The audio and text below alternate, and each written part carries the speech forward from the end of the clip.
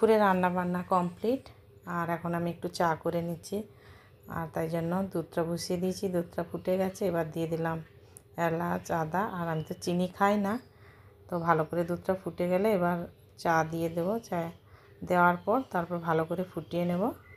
আর কালারটাও খুব সুন্দর হবে। একটু বেশি সময় দুধের চা ফোটালে না টেস্টি হয়। আর বাড়িতে তো গেস্ট আছে, সৌরভ, মনীষা, এবারে যা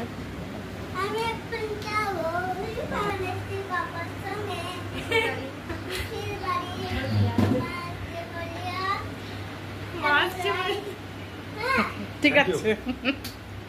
একজনের খাওয়া হয়ে গেছে, মানে আমার বোনের বলে এবার সৌরভকে খেতে দিলাম। চুলটা আজকে মেনু হচ্ছে সাদা ভাত, আলু ভাজা, বেগুন ভাজা, বড়ি ভাজা, শাক ভাজা, আর দেশি মুরগির ঝোল, পাতলা ঝোল আলু দিয়ে, আর হচ্ছে আমের চাটনি। এই যে এখন খাওয়া দাওয়া করবে। ভিডিওটা ভালো লাগলে লাইক